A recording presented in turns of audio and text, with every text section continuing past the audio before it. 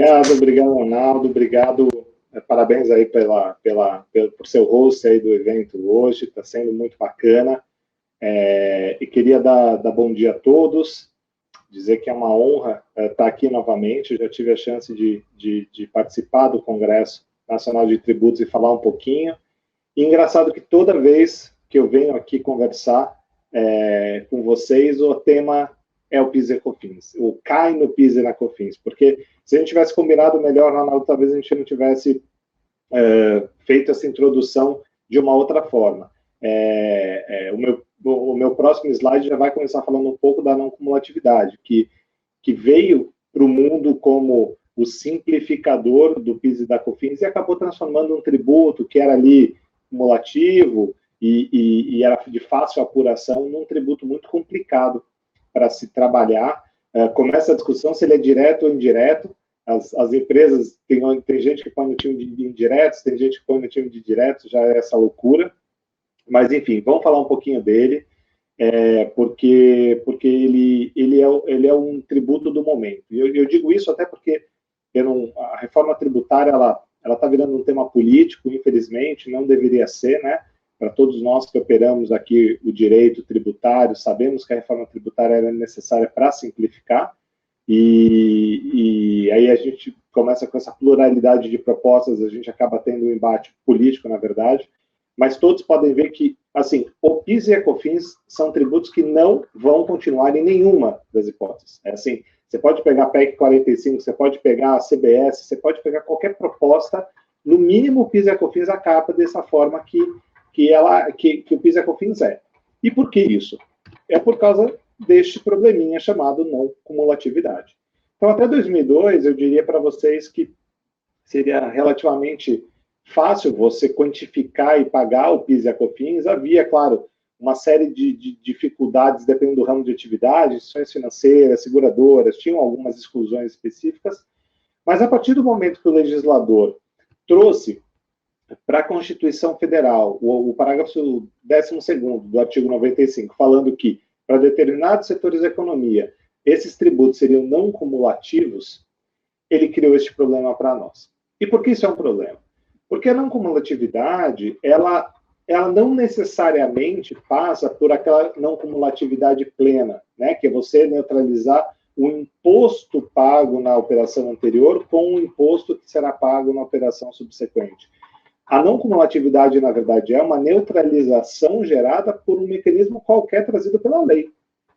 A lei ela vai dar os balizadores da não cumulatividade, e aí, é claro, há quem veja inconstitucionalidade na não cumulatividade plena, tá? Que é o caso do PIS e da COFINS, mas hoje nós já tivemos um julgamento dos tribunais superiores dizendo que essa não cumulatividade do PIS e COFINS ela é válida, e aí o problema é, o que o legislador optou para o PIS e para a COFINS? Ele optou por você calcular uma alíquota sobre uma base. E que base é essa? A base dada pela lei. A partir do momento que você tem subjetivismos no cálculo dos seus créditos, você passa a ter um problema de contencioso. Seja um problema de interpretação de norma dentro da administração da empresa, seja um problema depois nos tribunais de considerar que determinados dispêndios são passíveis de creditamento. É exatamente aonde a gente começa a delimitar o escopo do nosso bate-papo hoje. O nosso bate-papo hoje está focado no inciso 2 dos artigos 3º, da 10637 e da 10833, que fala sobre o conceito de insumo. Então, a lei ela permite que bens e serviços utilizados como insumo para aquelas empresas que prestem serviços ou produzam bens possam ser creditáveis. Só que ela não define o que é insumo. E a partir do momento que a lei não define o que é insumo, e eu disse que a não cumulatividade ela é um critério dado pela lei para você neutralizar a operação subsequente, você gera um subjetivismo tremendo dentro da interpretação do conceito de insumo. E foi aí que surgiu a grande celeuma tributária, que é interpretar essa palavra insumo, uma palavrinha apenas, e a evolução histórica desse conceito de insumo é algo muito importante para a gente entender depois o julgamento do STJ, o parecer normativo COSIT e a jurisprudência que se seguiu depois, seja no âmbito do CARF, seja nas soluções de consulta. Essa vai ser a ordem do nosso bate-papo. Então, vamos conversar um pouquinho sobre o conceito de insumo no CARF. Por que eu trago isso? Porque esse conceito de insumo ele veio antes do julgamento do STJ. Ele mostra uma evolução exatamente no sentido de que essa palavrinha insumo ela nunca foi interpretada da mesma forma, ela sofreu uma boa evolução. Qual foi essa evolução? Num primeiro momento, você tinha, muito por causa das instruções normativas 247, 404 da Receita Federal, a interpretação das autoridades de que o conceito de insumo ele era muito parecido com o conceito de IPI. Então, eu precisava ter um contato físico do produto, do insumo, perdão, com o produto, ou do insumo com a prestação do serviço, para que aquilo fosse considerado, de fato, um insumo. Então, você via que, geralmente, matéria-prima, produto intermediário e alguns tipos de material de embalagem, quando ligados diretamente à qualidade do produto na venda, eles eram utilizados, esse era o conceito de insumo. E muito mais do que isso, você tinha que ter um consumo. Você tinha, por exemplo, quando você tinha pallet retornável, por exemplo, você tinha muita discussão sobre isso, ainda que ele tivesse avarias. E um exemplo que eu sempre dou, que era muito interessante, foi uma consulta que a gente recebeu no Demarest uma vez, sobre a água da caldeira. Então, era uma empresa que fazia fertilizantes e precisava de um processo de aquecimento para aquela matéria-prima toda que estava numa grande fornalha, e era um recipiente grande, você tinha água que era esquentada, e essa água ela gerava o calor para esquentar o produto lá dentro. Mas você tinha uma barreira física, você tinha metal ali entre a água quente, metal e os produtos ali dentro. E como você não tinha esse contato físico dessa água, que era fundamental para o processo produtivo, porque sem aquecer o produto ele não se transformava no fertilizante, o fisco glosou aquele crédito dentro desses conceitos da IN 247 e da IN 404. Dizendo, olha, eu não tenho consumo, essa água, ela esfria, depois ela repassa e ela vai ser esquentada de novo. Então, como não tem contato físico, isso não é insumo para o processo produtivo. Sem aquilo, gente, não tinha produto final. Por isso que a gente vai chegar nesse conceito de subtração posterior do STJ. Mas vamos lá. Então, o que a Receita fez? Ela acabou criando algumas restrições infralegais à possibilidade de acreditamento do PIS/COFINS, porque ela interpretou o conceito de insumo de uma forma muito restrita, muito limitada, e isso foi o que valeu por muito tempo no CARF, porque como isso estava positivado, isso estava nas instruções normativas, o CARF se vinculava a esse conceito, ainda que a lei não trouxesse. Posteriormente, nós tivemos um julgado, que é esse que está na tela, em que ele equiparou o conceito de insumo ao conceito de despesa necessária para PIS/COFINS, para imposto de renda, perdão. Então, ele equiparou o dispêndio de PIS/COFINS ao conceito de despesa necessária para RTJ. Então, é claro que a gente teve uma ampliação muito grande, porque a gente sabe que, para imposto de renda, qualquer tipo de custo ou despesa, como regra geral, é dedutível, desde que seja útil, necessário e essencial. E esse talvez seja o ponto importante dessa decisão, porque ainda que o conceito de insumo tenha sido alargado para pegar todo tipo de despesa ou todo tipo de custo, ao equiparar ao IRPJ, eu trouxe o conceito de habitualidade, utilidade e necessidade da despesa para a atividade operacional da companhia. Foi a primeira vez que se trouxe essa ideia de que, olha, talvez a não cumulatividade não seja observada por aquele conceito do IPI. Ele tem que vir muito mais para a utilidade no processo produtivo. Tudo bem, acabou sendo uma ampliação grande, foram alguns julgados isolados que a gente teve nesse sentido, só que isso trouxe o início de uma discussão, o início de um bate-papo importante dentro dos julgamentos sobre, será que se eu tirar aquele insumo, eu consigo ter o meu produto final? Então, o conceito de subtração, ele começou a ser criado a partir desse julgamento. E aí a gente chega no que seria o que é a terceira fase de julgamento, que é aquilo que eu digo que é uma aproximação ao conceito que o STJ trouxe. A meu ver, o STJ ele até aproveitou muito do que se discutia já no CARF há vários anos para formar aquele conceito que a ministra Regina Helena trouxe no voto dela, a gente já vai verificar isso. E aí, esse conceito ele era o quê? Ele era muito ligado a uma casuística. Ele era muito ligado a que você olhasse a atividade por atividade prestada pelo contribuinte e trouxesse dentro desse conceito de insumo o que era essencial para aquele produto ou para aquele serviço que era prestado, tá? Então, esse julgamento aqui, ele é importante, ele tá no pontilhadinho. Ele fala o seguinte, que o conceito de insumo passivo de crédito não é equiparável a nenhum outro conceito. Ele trata-se, tem uma definição própria. Para gerar crédito de PIS e COFINS não acumulativo, o insumo tem que ser utilizado direta ou indiretamente pelo contribuinte na sua atividade. O conceito de indiretamente aqui trazido pela primeira vez. E ser indispensável para a formação daquele produto final ou serviço final, além de estar relacionado ao objeto social do contribuinte. Se a gente perceber, eu tenho um alargamento do conceito do IPI, porque ele fala em utilização direta ou indireta. Então, a água da caldeira, nesse caso aqui, ela passa a entrar dentro do conceito de insumo. Por outro lado, tem uma aproximação do conceito de R, que é quando ele diz que é indispensável para a formação do produto, então aquele conceito de despesa necessária, útil e habitual. E mais interessante, a casuística vem daqui, ó, está relacionada ao objeto social do contribuinte. Por que eu digo isso? Eu digo isso porque recentemente a gente teve um julgamento do CARF, se eu não me engano foi o caso Visa, em que foram autorizadas despesas de marketing. E todo mundo comentou muito, agora a despesa de marketing é insumo para qualquer tipo de indústria. Não é bem isso. Aquele caso, o CARF analisou o contrato social da Visa e percebeu que marketing, prestar serviço de marketing, estava dentro do objeto social da empresa. Então, é claro, se eu posso tomar o insumo como insumo, uma prestação de serviço de marketing para prestar serviço de marketing, ele vai ser um insumo para mim. Agora, se eu sou uma indústria e não tenho no meu objeto prestar esse serviço, eu não atendo a este critério de essencialidade. Claro que a gente vai discutir isso um pouquinho mais para frente, tá? Mas eu estou dizendo, pelo menos dentro dessa terceira fase, era assim que era analisado essas questões. Então, eu trouxe mais alguns exemplos aqui nessa tabelinha. Por exemplo, quando a gente fala de um bem como insumo para a produção de um bem, né? Por exemplo, autorizado o crédito do vidro para a fabricação do celular. Um bem na prestação de serviço. As peças utilizadas no conserto de um aparelho de ar-condicionado. Um serviço como insumo na produção de um bem.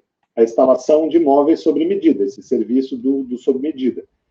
E o serviço do serviço, seria o serviço de TI para escritórios de advocacia, ou seja, a essencialidade de você ter, por exemplo, um Word funcionando para eu poder prestar o meu serviço de fazer uma opinião legal. Sem um editor de texto, eu não consigo. Então, claro que a minha licença que eu vou pagar para a Microsoft, ela acaba sendo essencial para a prestação do meu serviço jurídico, ou o Outlook, para você poder trocar um e-mail com o seu cliente, né? Sem isso eu perco receita. Então, essa foi a evolução jurisprudencial que a gente vinha observando no CARF, já trabalhando com ela há algum tempo, e aí nós chegamos, finalmente, no julgamento do STJ, esse recurso especial 1222170 do Paraná, que, como ele foi julgado em sede de recurso repetitivo, ele tornou-se vinculante ao CARF e à autoridade administrativa como um todo. E ele foi muito importante porque ele entrou nessa discussão do conceito de insumo para dar um entendimento do que seria desse Tribunal Superior sobre esse conceito.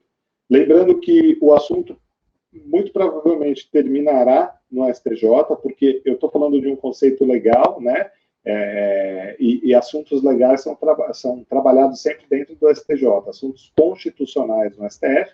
Claro que a não cumulatividade está prevista na Constituição, mas hoje as manifestações que a gente tem até o momento é que é um assunto que deve terminar com essa decisão do STJ. Então, vamos pegar esse trecho do voto da ministra Regina Helena Costa, que é muito importante para se entender a decisão da STJ em frente a essa evolução do conceito. Ele diz o seguinte, que é ilegal a disciplina de creditamento prevista nas INs 247 e 404, porquanto compromete a eficiência do sistema da não cumulatividade do PIS e COFINS, tal como definida pelas leis 10.637 e 10.833. Como a gente falou, a Constituição disse que a lei definiria a não cumulatividade. A não cumulatividade da lei, ela tem que atender ao princípio de ser não cumulativa. Então, essa foi a lógica da ministra. Se você limita a não cumulatividade, então não estou falando de aplicar uma alíquota sobre a base, mas eu estou falando de qual é essa base. Se você reduz muito a base, você acaba tornando uma contribuição que era para ser não cumulativa em quase que cumulativa. Então, foi isso que ela quis dizer nesse trecho. E ela continua.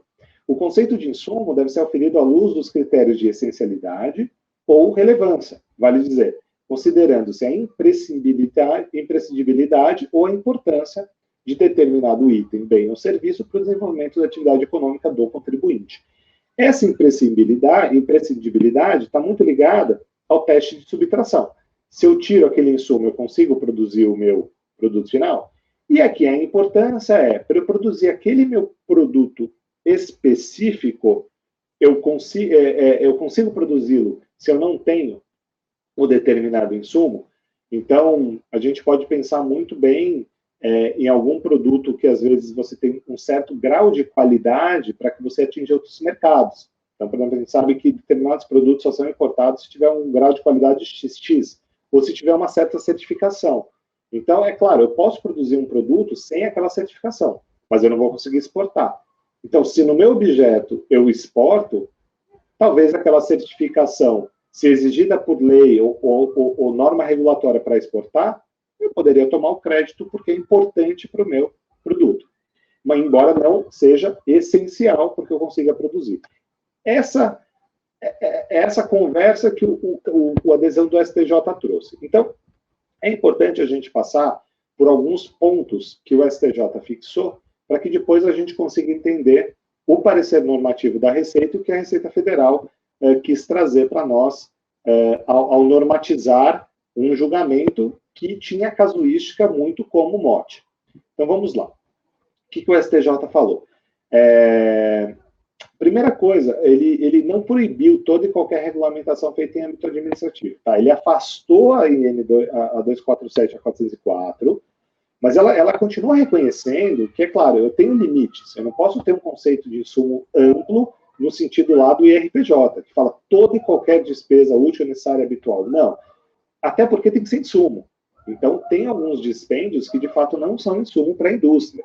E aí, o STJ reconhece que dentro disso, dentro dessa discricionariedade, pode ter controle infralegal. Mas a ministra Regina Helena, ela diz o seguinte: penso que seja possível extrair das leis disciplinadoras da contribuição o conceito de insumos, segundo os critérios de essencialidade e relevância. Então, ou seja, eu tiro da própria lei. Ela está interpretando a lei posta, ela não diz que a lei é omissa, ela não diz que a lei...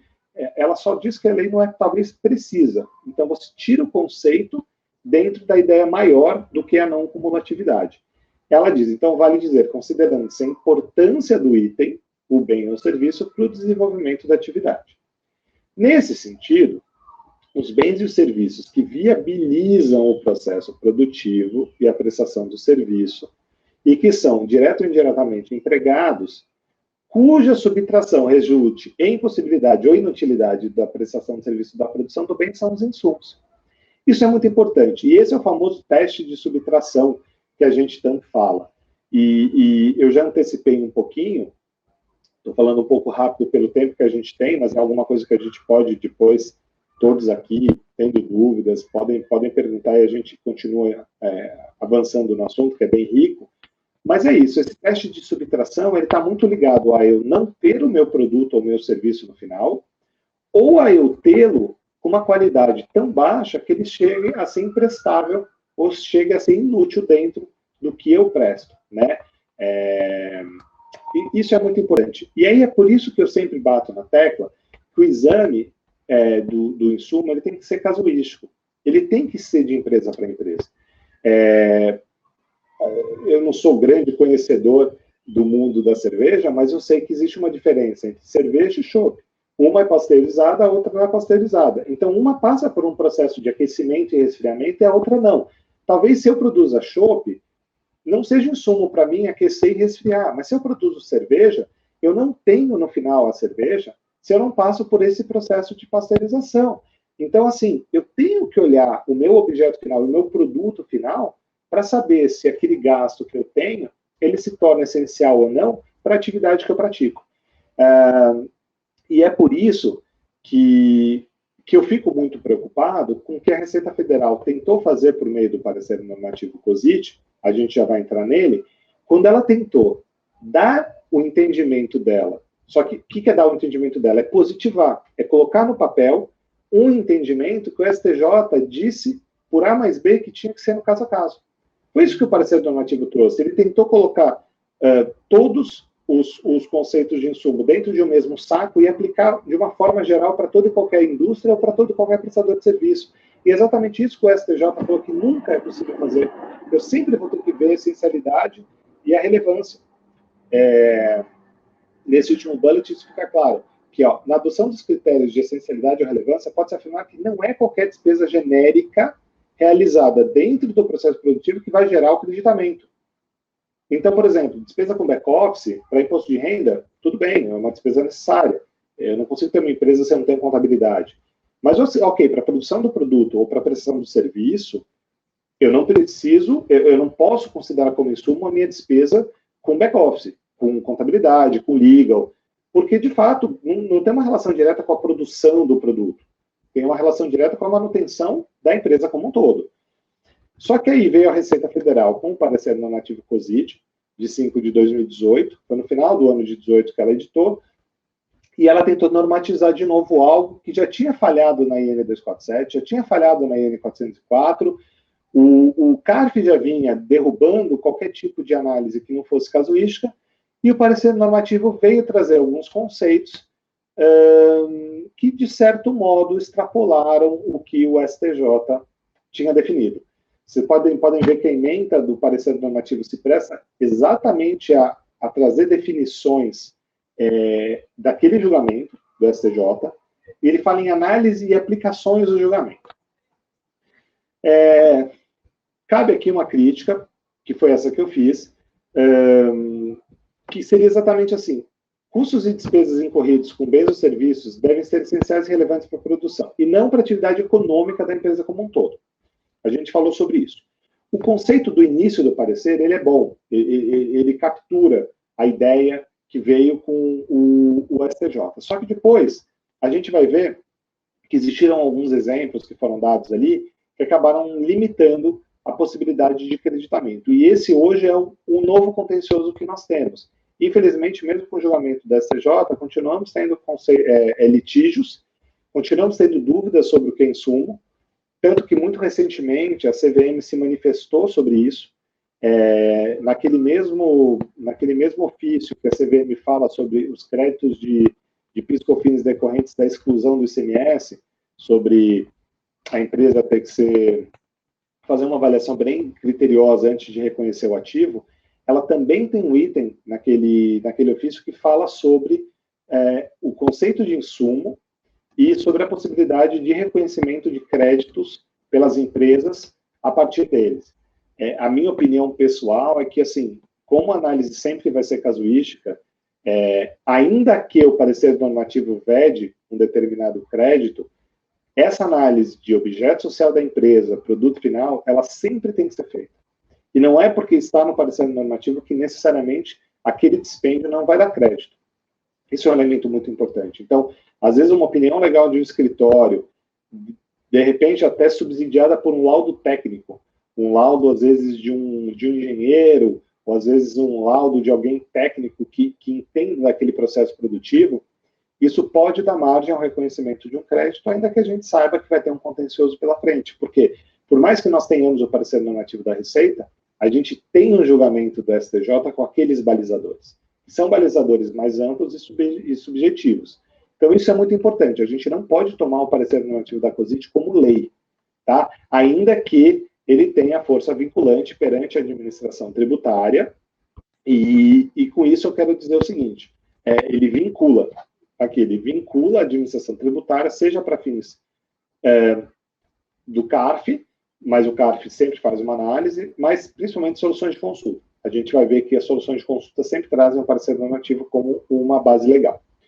O que basicamente o parecer normativo falou, gente? Ele falou o seguinte: critério de essencialidade diz com o item do qual dependa intrínseca e fundamentalmente o produto ou o serviço, constituindo elemento estrutural inseparável do processo produtivo ou da execução do serviço.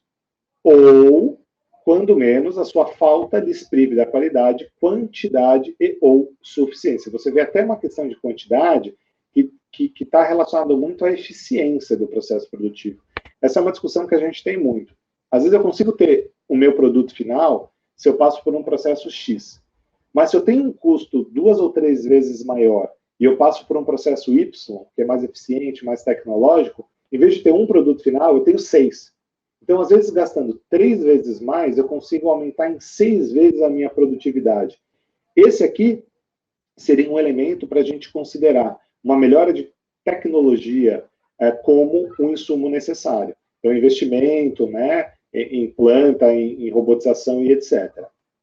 Já o critério da relevância é identificável no item cuja finalidade, embora não indispensável a elaboração do próprio produto ou prestação de serviço, integre o processo de produção, seja por singularidade de cada cadeia produtiva ou por imposição legal. Isso é muito interessante, porque está se ampliando, e a Receita Federal vem trazendo isso em soluções de consulta, esse conceito de creditamento por imposição legal. E o que eu acho mais interessante é que, muitas vezes, o crédito é reconhecido em elementos muito vinculados à mão de obra. E, como a gente sabe, o salário não dá crédito de PIS/COFINS. Então, numa interpretação que a gente poderia fazer do acessório segue o principal, qualquer dispêndio acessório que eu tenha com o funcionário, como o salário do funcionário não dá crédito, eu não teria crédito sobre nenhum outro elemento acessório, uniforme, a EPI e etc. Mas o parecer normativo traz esse conceito. Ele fala, olha, se por imposição legal, Anvisa, normas do trabalho, convenção coletiva, que tem força normativa, eu tenho a obrigação de fornecer, por exemplo, um EPI para o meu funcionário, eu posso tomar o crédito sobre o EPI. Aí, por exemplo, se o meu uniforme daquele mesmo funcionário, se eu não tenho obrigação legal, ele não dá crédito, mas o EPI daria. Então, a conclusão do parecer que a gente tem é assim, apesar de ter feito algumas interpretações favoráveis aos contribuintes, e aqui eu exemplifico, né, crédito de insumo sobre insumo, então quando eu terceirizo, né, bens e serviços utilizados no processo produtivo por imposição legal, serviços terceirizados, testes de qualidade, entre outros, há outras questões trazidas no parecer que limitaram, sim, o precedente do STJ. Então, vamos trazer mais alguns exemplos aqui. O que é exemplo favorável? Quando ele traz aquela questão de não ter que ter o contato físico, o desgaste do produto, que era uma coisa que a IN 404 trazia, para ser considerado insumo. Eu posso ter o uso indireto. Outro, quando o insumo é um elemento estrutural e inseparável do processo produtivo, eu posso tomar o crédito do insumo e do insumo do insumo. Porque, às vezes, sem o insumo do insumo, esse segundo insumo, que é o meu material o meu produto intermediário, ele não presta para a atividade. Então, esse foi um conceito interessante, trazido no item 47. E outra coisa interessante quando ele fala o seguinte, conclui-se acerca da intersecção entre insumos e ativo imobilizado que, conformidade com a regra contábil, bens e serviços cujos custos de aquisição tenham que ser incorporados ao imobilizado, permitem a apuração de crédito. Então, ou seja, às vezes eu tenho normas contábeis que, embora o produto tenha característica de insumo para a minha atividade, pelo prazo de vida útil, pelo tempo que eu tenho aquele item, ele tem que ser ativado para ser depreciado. Um exemplo disso são uniformes, por exemplo, que não se desgastam, têm vida útil acima de 1 ano, por exemplo. Não se desgastam muito, né? Eu não posso tomar direto a despesa disso como despesa, eu tenho que ativar, mas mesmo assim permite o crédito. Então, uma coisa é para IR ou contabilidade, outra coisa é o conceito de insumo. Agora, o que foi desfavorável? Desfavorável foi esse entendimento que ele traz que insumos permissivos de creditamento de atividades que não geram tais resultados, como pesquisas, projetos abandonados e projetos infrutíferos. Então, ou seja, ele reconhece que eu somente tenho um insumo passível de gerar crédito quando ele resultar diretamente num produto que eu vou vender ou num serviço que eu vou prestar. Ele traz esse conceito aqui, ó, de esforço bem-sucedido. Agora, gente, todo mundo aqui que trabalha em indústria, ou, por exemplo, trabalha numa prestação de serviço e está reinventando a forma de prestação de serviço. Quantas e quantas vezes eu não tenho pesquisa, eu não tenho R&D envolvido na melhoria de um produto, e muitas vezes eu erro, muitas vezes vai dar em nada aquela pesquisa que eu tenho feito até sair o produto final. Então, não é porque diretamente uma pesquisa não gerou aquele produto, que aquela pesquisa não é usada na próxima, até eu ter o meu produto final novo, com muito mais valor agregado e muito mais preço de venda. Então, quando ele disse que, por exemplo, eu tenho que ter esse esforço bem sucedido para que aquilo seja insumo, cabe aqui uma crítica. Uma outra crítica é quando ele fala assim que são raras as hipóteses em que um item classificado como despesa e não custo pode cumprir os requisitos para ser um insumo. Embora ele admita aqui, ó, que em tese há a possibilidade.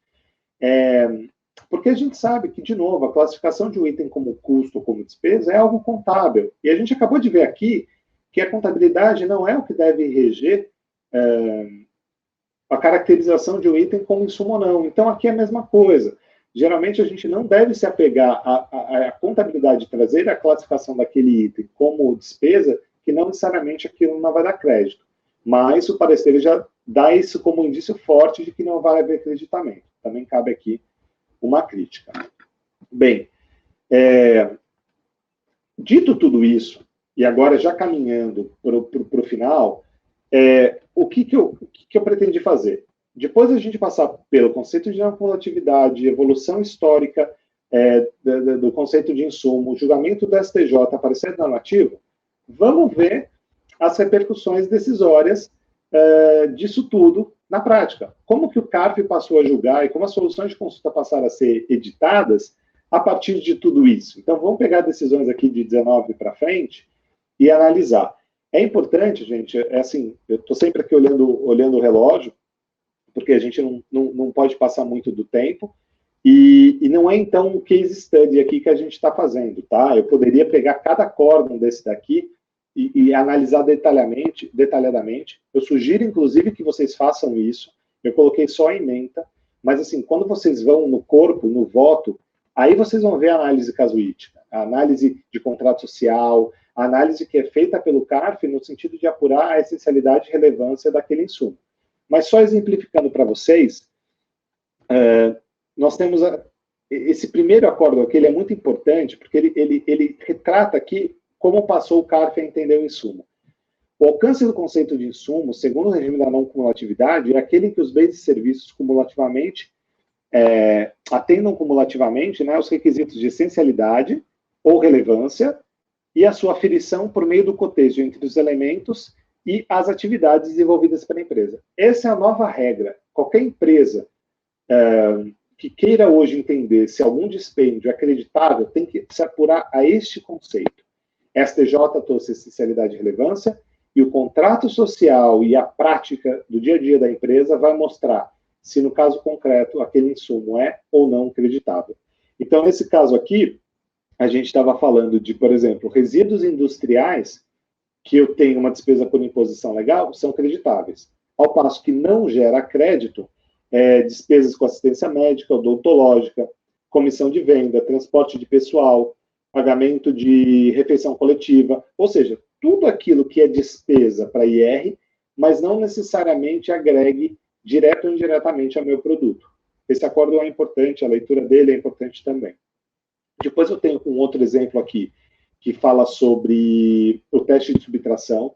Então, aqui ele fala o seguinte, que insumos seriam todos os bens e serviços que possam ser direta ou indiretamente empregados e cuja subtração resulte na impossibilidade ou inutilidade da prestação de serviço ou produção. É um conceito muito trazido lá no parecer normativo.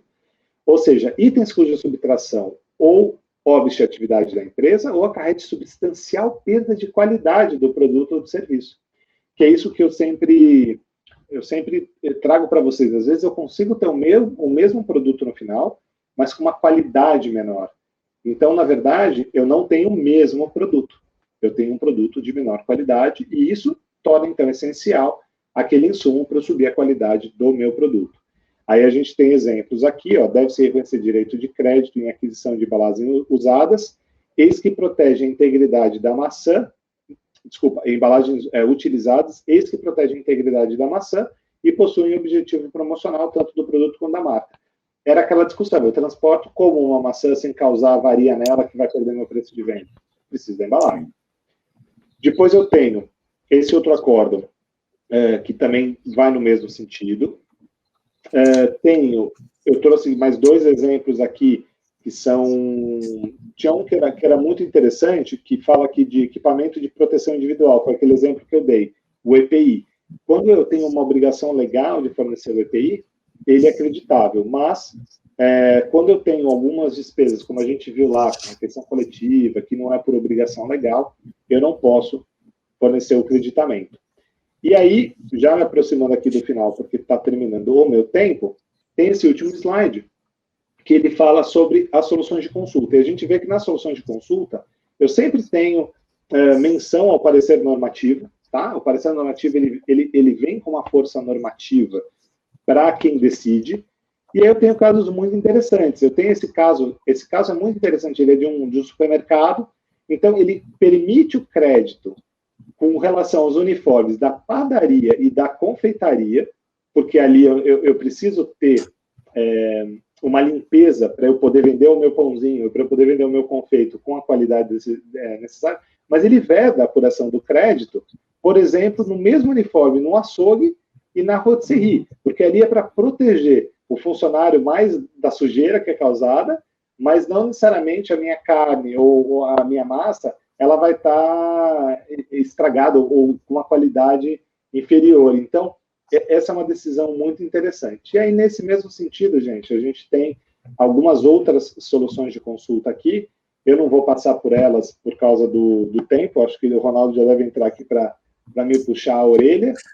Mas, enfim, eu acho que a gente conseguiu aqui cobrir, dentro desses minutinhos que eu tinha, um pouco dessa problemática tremenda que a gente tem relacionada ao conceito de insumo para não cumulatividade do PIS e da COFINS. Com certeza, cara, com certeza. Cara, eu vou abusar da sua disponibilidade, vou te fazer uma pergunta que está aqui no nosso Telegram, vou te pedir em 2 minutinhos para você responder. Você entende que gastos com propaganda na atividade industrial, se você comprovar que aquilo trouxe efetivamente um acréscimo de receita para a sua empresa, você entende que seria defensável o creditamento dessas despesas ou custo, enfim, as despesas? Não, a pergunta é muito boa e eu vou trazer aqui como exemplo uma fabricante de produtos de venda porta a porta. Tá? Vamos pensar numa empresa que eu não tenha pontos de venda. Eu não tenho pontos de venda fixo e eu não tenho um mostruário, eu não tenho uma vitrine. Todo o meu esforço de venda, ele decorre do marketing, da despesa com marketing que eu tenho com as minhas vendedoras, por exemplo, que vão porta a porta fazer a venda desse produto. Então, por exemplo, nesse caso analisado, eu defenderia o creditamento, e é uma despesa de marketing. Mas, por exemplo, para talvez alguém que venda um medicamento que é vendido só em farmácias, por exemplo, aí a gente poderia começar a pensar em essencialidade se eu tenho um ponto de venda terceirizado. Então, o que a gente precisa fazer, e aí parece sempre que o advogado aqui nunca é sempre o talvez do advogado, né? Não tenho sim e não tenho não. Mas é que esse tema do insumo, ele é de fato ligado a isso. Ele tem que ser analisado dentro do que a empresa presta e dentro do que é considerado insumo nesse sentido mais amplo, mas sem abuso. A gente também não pode tentar colocar tudo dentro de um cesto e aproximar daquele conceito de RPJ, porque a gente já viu que não foi ele que prevaleceu, né? Tá bom. Não, é isso mesmo. Quem sabe com a reforma tributária, eventualmente, a gente possa ter um pouco mais de estabilidade nessa questão dos créditos, né? Quando vier a CBS, se vier. É isso mesmo. Se vier. Carlos, obrigado de novo, cara. Valeu pela presença. O pessoal está elogiando super aqui no chat, no Telegram, dizendo que realmente é uma verdadeira aula. Você poderia ficar por aí horas e horas falando do assunto, né? Tá todo mundo bastante empolgado aqui nas nossas interações. Obrigado, valeu pela presença, cara. Obrigado por compartilhar sua experiência com a gente. muito importante, muito bom. As mensagens que ficaram são muito importantes para quem está aí no dia a dia da área tributária. Obrigado mesmo, viu? Obrigado pelo convite de novo. E uma pena não estar podendo ver a plateia, conversar com o pessoal que está participando, mas ano que vem tudo vai estar melhor. Sim, deixa um abraço forte para todos e sigam se cuidando.